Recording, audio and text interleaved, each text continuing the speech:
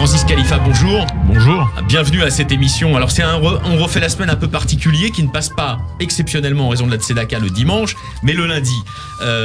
Donc nous sommes très heureux de vous accueillir, cher Francis Khalifa, au lendemain d'un moment très important pour la vie du CRIF, mais aussi pour la vie de la République, qui était la convention du CRIF, consacrée aux fractures françaises, les moyens d'y remédier. On va y revenir évidemment dans un instant, mais tout de suite, je voulais vous faire réagir à une séquence de laquelle nous sortons à peine. Nous avons eu un mois d'intenses querelles en France, politiques, médiatiques, idéologiques, autour de la définition de la laïcité. Est-ce que la loi suffit ? Écoutez, la loi, s'il est appliquée, elle suffit.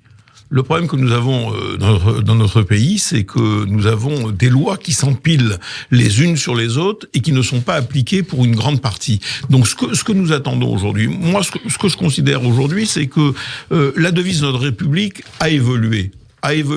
Alors bien sûr que c'est liberté, égalité, fraternité, et ça ce sont les trois piliers historiques, mais je crois que nous avons un quatrième pilier que nous devons maintenant inclure, qui est la laïcité. Parce que cette laïcité est le garant de la pratique de notre religion, à nous, Français juifs, mais de l'ensemble des religions qui sont sur le territoire français. Alors, c'est vrai que la situation a évolué dans la société française. Lorsque vous avez pris vos fonctions, Francis Khalifa, à la tête du Conseil représentatif des institutions juives de France, est-ce que vous aviez déjà le sentiment que, en quelque sorte, il fallait élargir le triptyque de la République à la notion de la laïcité, ou est-ce que, j'allais dire, l'aggravation des tensions françaises fait que vous réclamez aujourd'hui cet élargissement ? Je veux dire, très honnêtement, j'en avais déjà conscience, parce que c'est pas quelque chose de nouveau. Je suis à la tête du CRIF depuis un peu plus de 3 ans maintenant. Un peu plus de 3 ans maintenant. Et vous êtes arrivé à l'automne 2016. Et mes prédécesseurs étaient déjà confrontés à la situation que nous connaissons aujourd'hui. Alors peut-être avec moins d'intensité, mais nous étions déjà dans cette affirmation identitaire islamiste et qui a chamboulé la société française et qui continue de la chambouler. Et je voudrais, à ce moment de mon intervention, vous dire qu'il ne faut pas confondre, bien évidemment, l'islam et l'islamisme. Nous avons en France des compatriotes musulmans qui pratiquent l'islam qui est une religion qui, au même titre que l'ensemble des religions que nous avons dans notre pays, doit pouvoir être pratiquée normalement, sans restriction particulière dans une pratique, et bien évidemment avec les mêmes droits mais aussi les mêmes devoirs que l'ensemble des religions qui s'exercent dans notre pays. Et de l'autre côté, nous avons une idéologie politique qui est l'islamisme, une idéologie qui nous a déclaré la guerre et dont nous savons les dégâts qu'elle a fait, puisque elle s'exprime bien sûr politiquement, mais elle s'exprime aussi par la force. Et nous avons vu les attentats. Nous avons célébré l'anniversaire, nous avons commémoré le triste anniversaire du 13 novembre. Du 13 novembre. C'est-à-dire les attentats dits des terrasses et du Bataclan. Et c'était déjà l'islamisme qui était là, qui attaquait cette fois la France, après avoir attaqué d'abord les Juifs, puisque nous avions eu Ozar Torah, après nous avons eu l'hypercacher, donc on voit bien, et les symboles de l'État d'abord, et puis la France dans sa globalité, avec justement cet attentat contre le Bataclan, les terrasses de café et le Stade de France, et là on voit bien qu'on veut attaquer la France dans ses fondements mêmes, et dans ce qu'elle a de plus cher, sa jeunesse. Alors on veut attaquer la France dans ses fondements mêmes, on veut cibler sa jeunesse, c'est tout à fait vrai, Francis Khalifa. Le rappel que vous venez de faire, la distinction essentielle que tout républicain devrait porter entre islam et islamisme, il est très important. On va évidemment détailler ça dans un instant, mais quand même un peu d'histoire immédiate. Vous êtes arrivé donc à la tête du Conseil représentatif des institutions juives de France il y a un peu plus de 3 ans. Vous en avez en partie d'ailleurs changé le visage. Je vais vous expliquer pourquoi à mes yeux dans un instant. Mais est-ce qu'il y a 3 ans, le contexte global était légèrement différent ? Après tout, c'était Manuel Valls qui était Premier ministre, c'était François Hollande qui était président de la République. Manuel Valls avait mis au cœur, en quelque sorte, de son engagement la lutte intraitable contre l'islamisme radical. Est-ce que 3 ans après, le compte est toujours bon, d'après vous ? J'ai le sentiment que le compte reste bon. J'ai le sentiment qu'il y a une prise de conscience réelle de la part de nos dirigeants politiques et de la part du président de la République en particulier, parce que souvenez-vous de son discours où il dénonçait l'hydre islamiste. Donc le président Macron. Président de la République Macron, bien évidemment. Il y a un mois et demi, au moment de l'attentat contre les 4 fonctionnaires de police en pleine préfecture de police à Paris. Donc on voit bien que l'analyse est là. Ce qu'il faut, Est-ce qu'elle était là sincèrement au début du macronisme en 2017, ou est-ce que le président de la République lui-même, dans son analyse, a évolué ? J'ai le sentiment qu'elle était là. Alors, elle s'exprimait pas de la même manière, de façon aussi directe que lorsqu'il a exprimé dans la cour de la préfecture de police. Mais je crois qu'il y avait cette prise de conscience, parce que nous étions encore, et nous le sommes toujours, dans une menace terroriste qui est toujours aussi prégnante, et nous savons ce danger de la menace terroriste. On sait ce danger de la menace terroriste. Alors très bien. Donc là, on sort donc d'une journée très importante. Il y a eu un discours notamment de clôture avec vous, Francis Khalifa, du ministre de l'Intérieur. Quelles sont les pistes que vous proposez aujourd'hui à la tête de cette institution importante de la République qu'est le CRIF pour réparer les différentes fractures françaises? Quelles sont, selon vous, dans l'analyse politique de président du CRIF que vous faites de la société française, les principales urgences françaises? Mais je crois avant tout, et c'était le thème de cette 10e conférence nationale du CRIF. Votre thème, c'est la France fracturée. La France fracturée, avec tout de même un sous-titre: peut-on s'unir contre l'antisémitisme? Absolument. Mais à travers l'antisémitisme, il est bien évidemment, ce que l'on entend également, c'est peut-on s'unir contre toutes les haines qui gangrènent la société française. Alors à ce micro récemment, Jean-Louis Debré disait, il est venu chez nous, il disait... le plus grand péril pour la société française aujourd'hui, c'est les haines, la multiplication des haines. Vous êtes d'accord avec Debré? Oui, tout à fait. C'est ce que je dénonce de discours en discours et d'entretien en entretien que j'ai avec mes interlocuteurs politiques. Il est évident que la haine, de façon générale, est en train de gangréner la société française. Mais alors Francis Khalifa, quand on réunit, comme vous l'avez fait hier, un certain nombre de personnalités françaises, des mondes journalistiques, intellectuels, politiques, associatifs, on se dit qu'au fond, dans des enceintes privilégiées, il est extrêmement facile de faire retomber le niveau des haines. Et pourquoi c'est si difficile dans l'espace public plus ouvert? Mais c'est parce que justement, le discours et les discours qui sont portés ne descendent pas suffisamment vers le bas. Je crois qu'il faut sortir des enceintes intellectuelles où on analyse, on contextualise pour aller au contact de nos compatriotes et pour justement aller avec eux essayer de trouver des solutions pour sortir de cette haine. Alors, vous n'êtes pas un président du CRIF dans votre tour d'ivoire, ça c'est une de vos marques de fabrique, depuis le début de votre présidence, depuis un peu plus de 3 ans, on le disait à l'instant, Francis. Vous allez au contact des Français dans leur diversité, vous visitez toutes les communautés de France métropolitaine et même d'outre-mer. Comment va la France aujourd'hui? J'ai l'impression qu'elle est... Au-delà, je voudrais pas faire de jeu de mots pour revenir à notre convention nationale, mais elle est fracturée et je dirais qu'elle est, elle a besoin aujourd'hui de se retrouver. Et je crois que ce qui importe le plus, c'est que la République puisse aujourd'hui s'affirmer de façon plus forte qu'elle ne le fait aujourd'hui. On ne peut plus accepter d'avoir de semaine en semaine des coups de boutoir contre la République, coups de boutoir qui nous sont envoyés par les islamistes, mais pas que les islamistes, parce que nous voyons bien ce qui s'est passé. Nous voyons bien ce qui s'est passé à cette manifestation contre la pseudo-islamophobie. Alors il faut le rappeler pour ceux de nos auditeurs à qui ça aurait échappé, je pense pas qu'il y en ait beaucoup, mais quand même, c'était donc dimanche dernier, une semaine avant la convention. On s'est retrouvé donc autour de Jean-Luc Mélenchon dans un cortège très hétéroclite, parsemé bien sûr de militants islamistes, notamment évidemment du mouvement le plus puissant en France, le CCIF. Voilà, qui est en fait le faux-né des frères musulmans. Et il y a eu donc cette scène très commentée mais ultra choquante d'une sénatrice élevée du Val-de-Marne, Esther Benbassa, accompagnée d'une mère et d'une petite fille qui portait quelque chose qui ressemble de très près, disons, à l'étoile jaune. Cette appropriation du signe juif, qu'est-ce qu'elle dit, d'après vous, de l'état d'une certaine gauche égarée? D'abord, ce que je voudrais dire, c'est que c'est une infamie.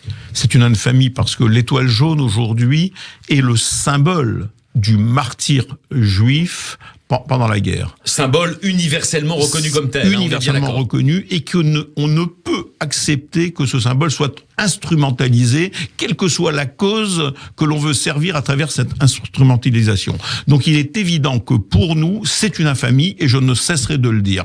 Maintenant, ce que je constate surtout, c'est le silence complice de ce personnel politique, de ces députés, de ces maires d'extrême gauche qui étaient dans cette manifestation et qui n'ont pas réagi. Alors justement, c'est quoi vos hypothèses? Électoralisme? D'abord, bien évidemment, le clientélisme, mais je crois que c'est aussi la démonstration de la collusion entre l'extrême gauche et l'islamisme. Collusion, donc, qui prend ses racines, on peut dire historiquement, dans un tournant de la politique française, c'était 1967. La victoire israélienne n'est pas supportée par des franges entières de la population, et c'est là qu'apparaît, boostée, si j'ose dire, par l'Union soviétique de ce moment-là, une extrême gauche radicale, trotskisante notamment, qui est violemment anti-israélienne. 50 ans après, ça s'est aggravé, d'après vous, Francis Khalifa? Mais ça s'est d'autant plus aggravé que pendant nous avons vu les choses évoluer. C'est que ça commençait par une alliance, par ce qu'on a appelé l'islamo-gauchisme. Mais aujourd'hui, on est dans une véritable collusion.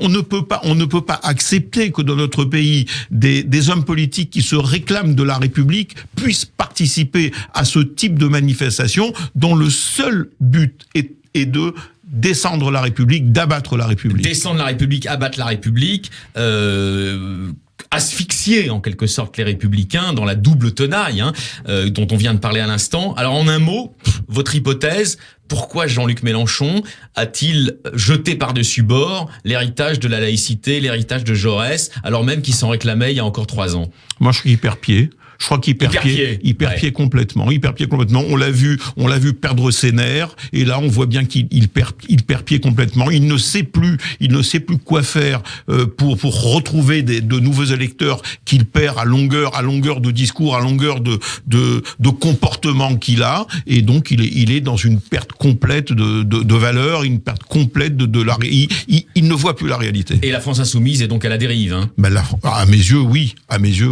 Et tant qu'elle sera dirigée par Jean-Luc Mélenchon, elle demeurera, elle ira de dérive en dérive. Francis Khalifa, on se retrouve après une très courte pause de publicité.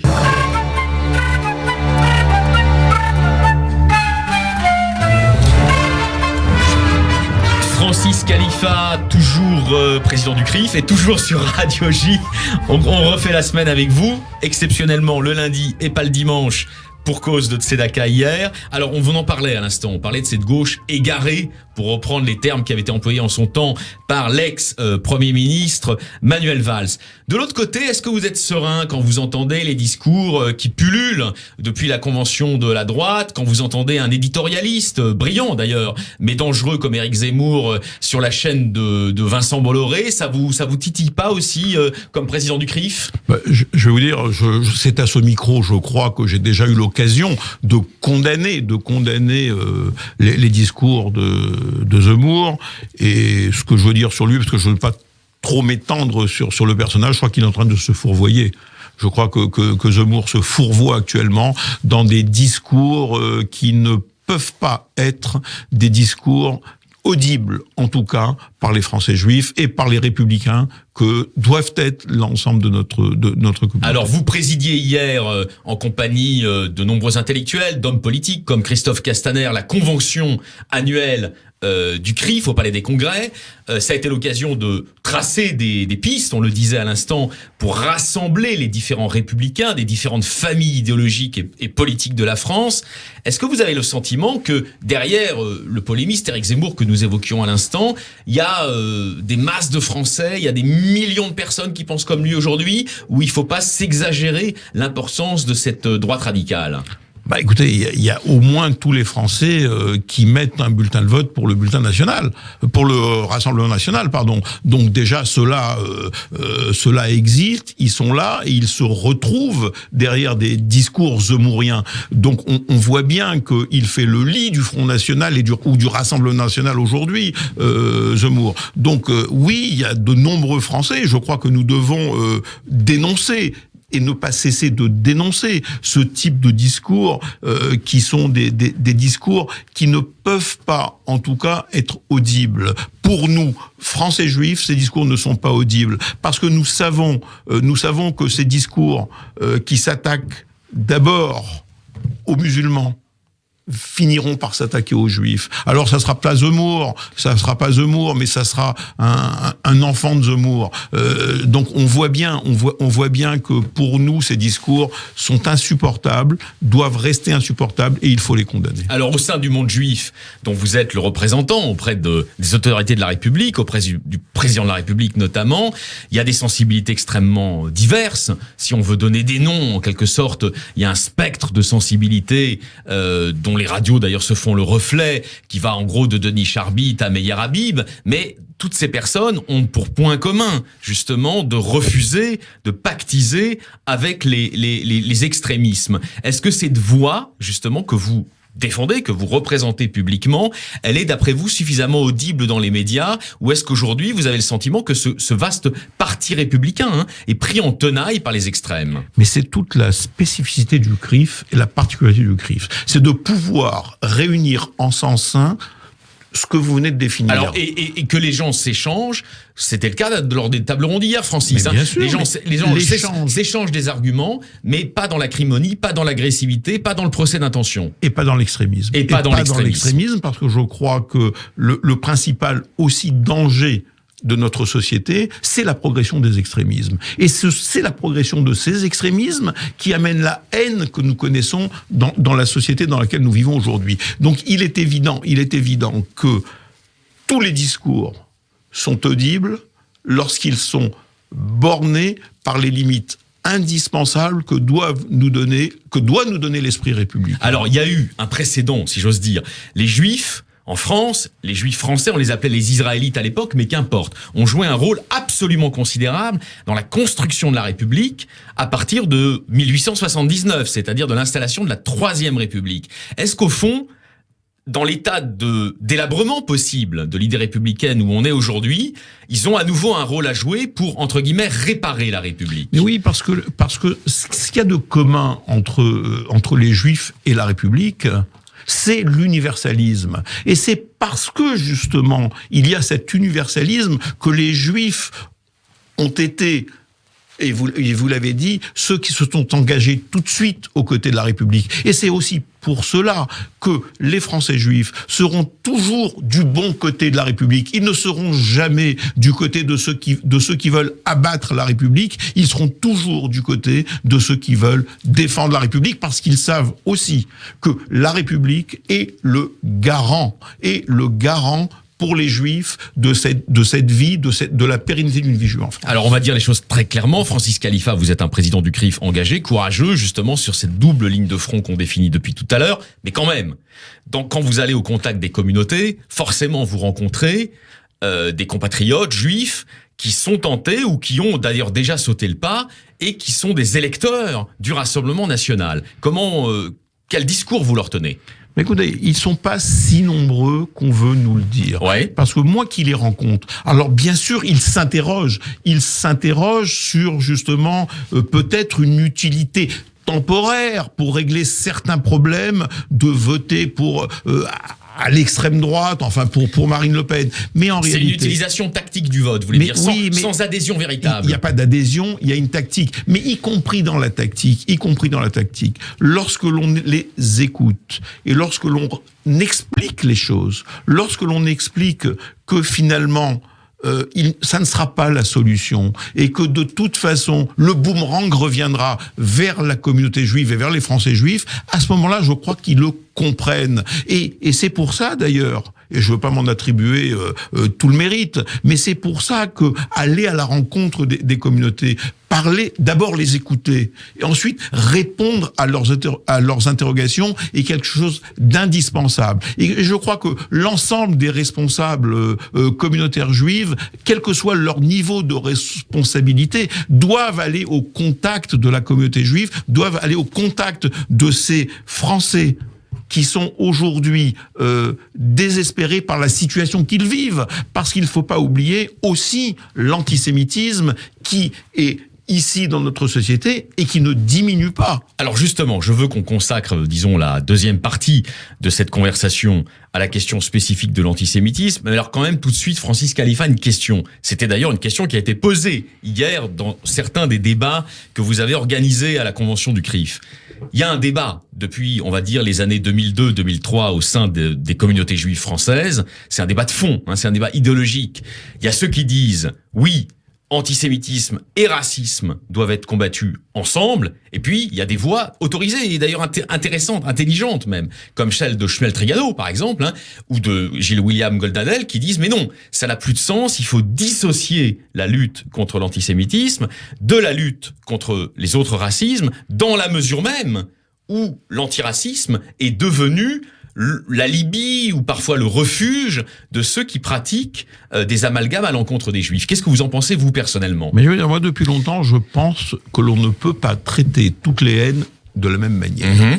Et de toute façon, et sans créer de hiérarchie entre les haines, on ne peut pas traiter l'antisémitisme comme on traite le racisme, comme on traite l'homophobie ou comme on traite les actes anti-musulmans. Donc Trigano a raison. Bien sûr qu'il a raison. On ne peut pas, pour une raison simple, c'est que chacune de ces haines répond à des ressorts qui sont complètement différents. Et on le voit bien. On voit bien que les faits nous donnent raison. C'est quoi les ressorts de l'antisémitisme aujourd'hui ? mais les faits nous donnent raison, et je vais vous dire pourquoi les faits nous donnent raison. C'est que nous avons une série de plans qui se sont succédés, et le premier ayant été mis en place par François Hollande et Manuel Valls, de lutte contre l'antisémitisme, qui ont abouti à la création de la DILCRA. Et ces plans se sont succédés. La DILCRA, c'est cet organisme qui aujourd'hui donc est dirigé par Frédéric Pottier. Jadis, au temps de Valls, c'était Gilles Clavreul, le préfet Gilles Clavreul, et qui est chargé de coordonner en quelque sorte les luttes contre les préjugés antisémites et racistes. Racistes, antisémites et homophobes. Et homophobes désormais, oui. Et on se rend bien compte de la limite de ces plans qui sont des plans qui sont tellement génériques, qui sont devenus généraux et qui finalement ne produisent aucun effet, puisque on voit bien que l'antisémitisme progresse, on voit bien, et à ce sujet, après l'année noire que nous avons connue en 2018, où la progression était de 74% en ce qui concerne les actes et violences antisémites. Ouais. J'ai aujourd'hui les chiffres du premier semestre 2019. Alors vous allez nous les livrer sur Radio J presque en exclusivité. Je peux vous dire une chose simple, c'est que c'est catastrophique. Sur le premier semestre 2019, c'est-à-dire qu'à fin juin et à comparaison égale, nous sommes encore à 76% d'augmentation par rapport au premier semestre 2018. Donc on voit bien que les choses ne s'améliorent pas et au contraire qu'elles empirent. Donc il faut bien que l'on choisisse une autre voie pour combattre l'antisémitisme et à travers l'antisémitisme, l'ensemble des haines. Parce que ce qu'il faut ajouter pour être précis, c'est que les autres haines ont aussi progressé. Les actes antichrétiens ont progressé et les actes anti-musulmans qui avaient baissé en 2018 sont en augmentation en 2019. Donc on voit bien la limite de ces plans généraux de lutte contre le racisme, l'homophobie et l'antisémitisme. Alors, traitons chacune de ces haines de façon individualisée en fonction justement de sa spécificité. Alors vous êtes inquiet par l'accumulation et la prolifération de ces haines, les haines raciales, s'il faut donner, et identitaires, pour employer un mot plus contemporain, mais au fond c'est la même chose. Est-ce que vous avez le sentiment, comme certains commentateurs ou observateurs de la scène publique, que le macronisme, en polarisant la société entre, comme on le dit souvent, entre les centres-villes et les périphéries, a accru en quelque sorte l'intensité de ces haines et a exacerbé en quelque sorte les tensions au sein de la société française ? Non, c'est pas un sentiment que j'ai. Ça, c'est un mauvais procès que fait, par exemple, la France Insoumise. Oui, c'est un procès qui n'a aucun sens. Parce qu'encore une fois, cette focalisation des haines n'a pas attendu Emmanuel Macron.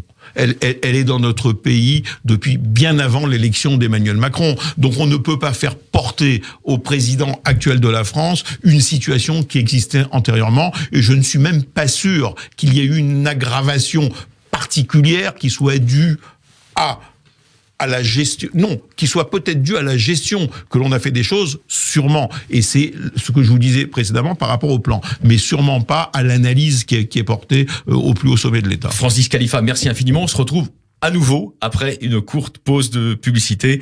On refait la semaine. Radio J continue.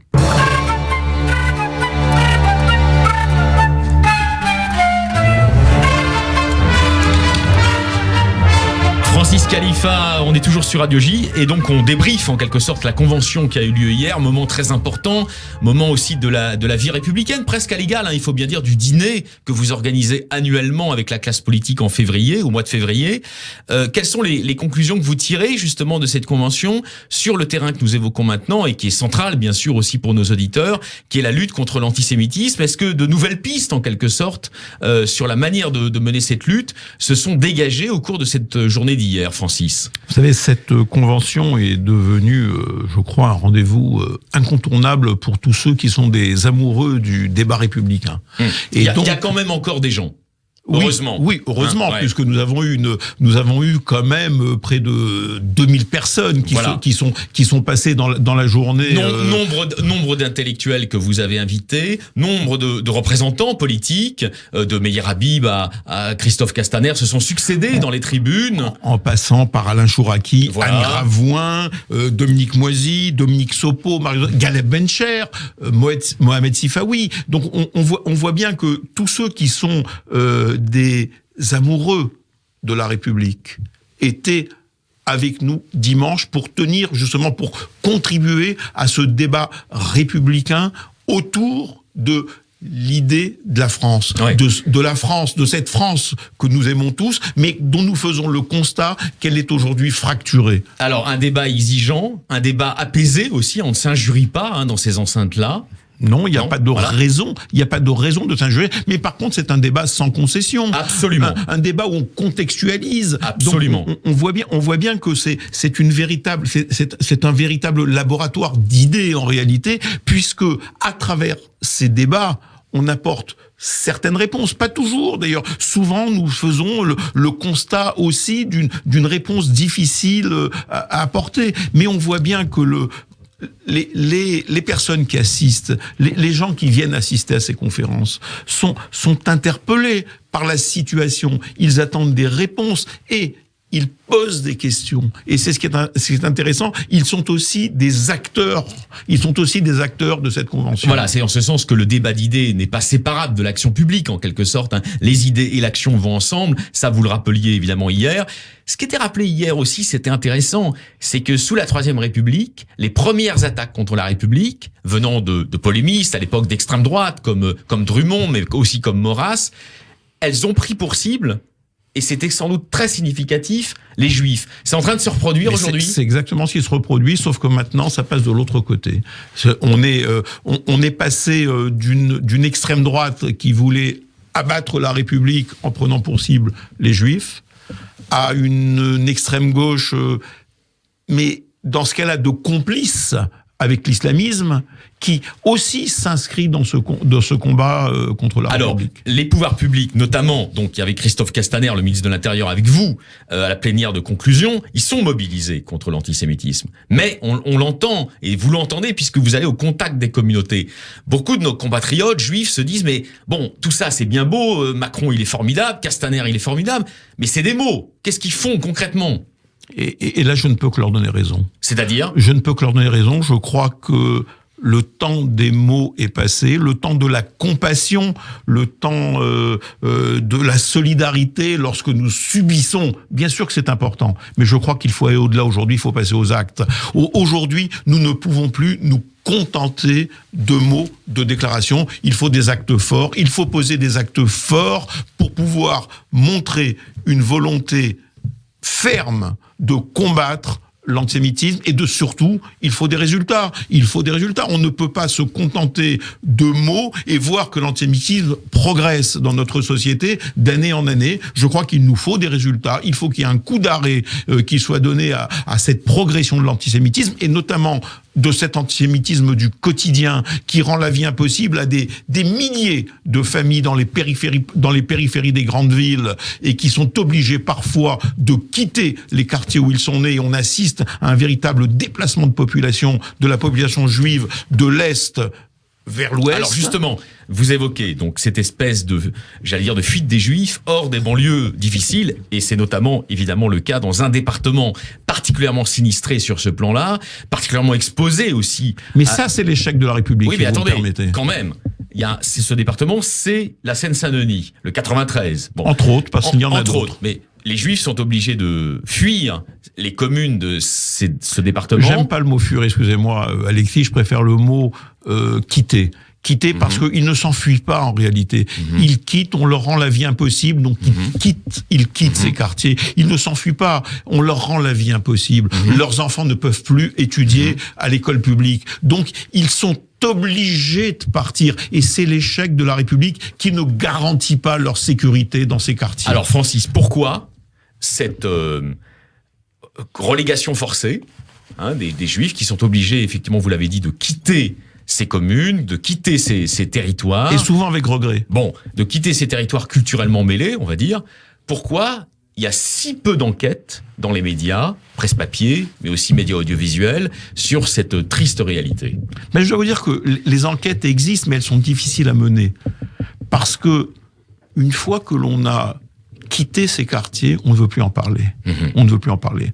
Mais par contre, il est très facile d'analyser les déplacements de population.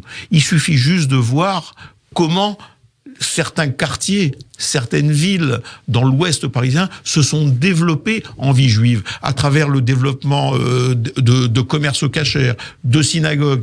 Ça veut dire qu'il y a bien eu, vous savez, la démographie juive est la même que la démographie de l'ensemble de nos compatriotes. Donc s'il y a plus de juifs qui sont dans le 17e, c'est qu'il y en a moins à Sarcelles, moins dans l'Est et qui sont venus vers l'Ouest. Donc on voit bien, ce déplacement de population est facile à analyser. Il se trouve, et je suis confronté à ça moi-même, parce que je suis souvent interrogé par des médias qui voudraient que je leur présente des Français juifs qui ont été obligés de quitter pour expliquer leur situation. Et bien, la plupart du temps, ils ne veulent pas. Ils ne veulent pas parler d'eux. Ils ne veulent pas parler de ça. Alors, on est à refait la semaine. On débriefe la convention qui a eu lieu hier, elle était très importante. C'était pas pour vous, évidemment, le lieu pour annoncer des nouvelles mesures, mais justement, vous allez être mercredi soir, donc après-demain, vous allez être à l'Opéra de Massy, dans une réunion sur l'antisémitisme contre la République.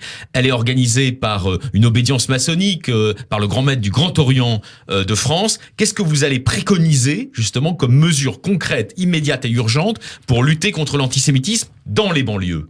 Mais je vais vous dire, d'abord que l'on dise les choses. Que l'on dise les choses, parce que je crois qu'il faut avoir le courage de dire les choses. Alors là, c'est le nord de l'Essonne. Donc c'est une région qui est entre Orcelles, Longjumeau et Antony. Comment s'y présente la vie juive dans ces quartiers-là? Vous savez, le représentant, en tout cas, que nous avons dans l'Essonne, nous dit, et notamment à Massy, nous dit être tout de même relativement préservé lorsqu'il compare la situation de l'Essonne à la situation de dont on a parlé tout à l'heure, qui est de celle de la Seine-Saint-Denis. Donc il semblerait que dans l'Essonne, et c'est un petit peu les retours que nous avons aussi par d'autres personnes, la situation soit un peu plus apaisée en ce qui concerne... Que dans les quartiers nord-est de Paris, voilà. En ce qui concerne en tout cas les actes et violences antisémites. Alors donc, vous savez, il n'appartient pas au CRIF de trouver les solutions. Oui, mais vous êtes quand même un partenaire. Vous êtes un partenaire de discussion des pouvoirs publics. Bien sûr. Vous avez des relations avec le président de la République, avec le Premier ministre, avec le ministre de l'Intérieur. Vous pouvez leur suggérer des pistes. Ça, nous le faisons. Mais notre rôle avant tout est d'alerter. Notre rôle est d'alerter, c'est de dire les choses lorsqu'elles ne sont pas dites, et c'est ça qui est important. Et aujourd'hui, ce que nous attendons encore une fois des pouvoirs publics, c'est que l'on applique la loi avec la plus grande rigueur. Et c'est pas le cas. Non, c'est pas le cas. On est trop laxiste. Nous voyons bien que la magistrature n'a pas pris conscience de la situation. Le mot laxiste n'est pas le mot que j'emploierais. Mais vous employeriez quel mot? J'ai le sentiment qu'il y a une mauvaise appréciation du rôle que peut avoir la magistrature, que peuvent avoir les magistrats aussi dans une partie de la solution pour résorber l'antisémitisme en passant par la sanction, parce que bien évidemment, à la justice doit être associée l'éducation. Et je dois dire que le ministre Jean-Michel Blanquer, qui était d'ailleurs à la Convention hier, a lui aussi donné des pistes. Il nous a donné les plans. Il nous a parlé de ce plan qui est fait dans le cadre de la laïcité, de tout ce qui était fait pour changer l'état d'esprit des enfants. Encore une fois, parce que on ne naît pas antisémite ou raciste, on le devient. Et donc, l'éducation, l'école a un rôle essentiel à jouer. Mais l'école et le plan qu'a mis en place Jean-Michel Blanquer va rendre des résultats dans une génération. L'antisémitisme, il n'est pas contenu à l'intérieur de la culture arabo-musulmane, comme le pensent certains de nos compatriotes aujourd'hui ? Pour une partie, oui. Pour une partie, il faut le dire. Il faut le dire. Il y a aussi une partie des musulmans de notre pays qui ont une lecture qui n'est pas une bonne lecture de leurs textes religieux. Une lecture trop littérale des textes religieux. Trop littérale. Et nous l'avons vu avec l'imam de Toulouse, Tataï. Et là encore, où est la sanction ? Ça fait plus d'un an qu'il a essayé de justifier l'antisémitisme à travers les textes religieux. C'est de l'antisémitisme pur. Ça a été dénoncé, il a été démis de ses fonctions, il n'est toujours pas jugé, il n'y a aucune sanction qui est tombée. Alors je rappelle donc à nos auditeurs, ils peuvent vous retrouver à l'Opéra de Massy mercredi soir. Vous serez là, donc avec d'autres personnes, avec Frédéric Cancel, avec un homme politique, Amin El Khatmi, des Républicains, le grand maître du Grand Orient. Qu'est-ce que vous allez faire passer comme message à la population de Massy, en partie juive évidemment, à cette réunion ? Écoutez, vous savez, je crois que si l'on veut réussir dans la lutte et dans le combat indispensable contre l'antisémitisme, il ne faut pas s'adresser qu'aux Juifs. Il faut s'adresser à l'ensemble de la communauté nationale. C'est à la communauté nationale que je vais m'adresser. Ouais. C'est pas la communauté juive. Mais alors la justement, communauté juive, je la rencontre de façon très régulière. Très régulière, mais là, quasi quotidienne dans les territoires. Mais justement, c'est pour moi l'opportunité pour moi dans ce type de réunion, c'est de m'adresser à la communauté nationale. Et de la mettre en responsabilité. Mais alors justement, Francis Khalifa, vous êtes un républicain, vous êtes conséquent, vous êtes décidé, vous avez beaucoup de courage aussi dans votre engagement public. Beaucoup de voix dans les communautés juives se lèvent pour dire mais attendez, malheureusement, au fil des années, malgré la bonne volonté de nombreux responsables politiques, l'antisémitisme n'est plus une cause nationale, c'est uniquement une cause qui est défendue par les juifs. On est tout seul à lutter contre l'antisémitisme parce que la population française s'en lave les mains. Est-ce que c'est votre sentiment ? Mais j'ai le sentiment que nous menons cette lutte dans une indifférence. Vous avez ce sentiment ? Oui, bien sûr. Et c'est cette indifférence que je veux lever.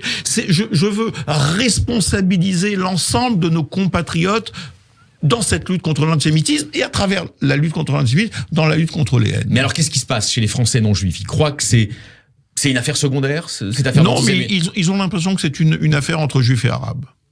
Et je crois qu'il faut lever cette idée que l'antisémitisme est une affaire entre les juifs et les musulmans. Alors c'est vrai, d'abord c'est pas avec les musulmans, c'est avec l'islamisme que nous avons un problème, et non pas avec les musulmans, parce qu'il n'y a pas de problème avec les musulmans, mais un problème avec ceux qui se déclarent islamistes ou qui ont des comportements islamistes et qui adhèrent à cette philosophie, à cette idée politique qu'est l'islamisme, qui est une idée qui, encore une fois, comme je vous le disais, qui nous a déclaré la guerre, qui a déclaré la guerre dans notre pays, une guerre politique et aussi une guerre physique à travers les attentats que nous avons subis. Et donc, il faut que nos compatriotes comprennent que ce n'est pas entre les juifs et les musulmans que ça se passe. C'est pas comme le disait malencontreusement Lionel Jospin quand il était Premier ministre, des tensions intercommunautaires. Mais pas du tout. Voilà. On n'est plus dans ce cadre de tensions intercommunautaires.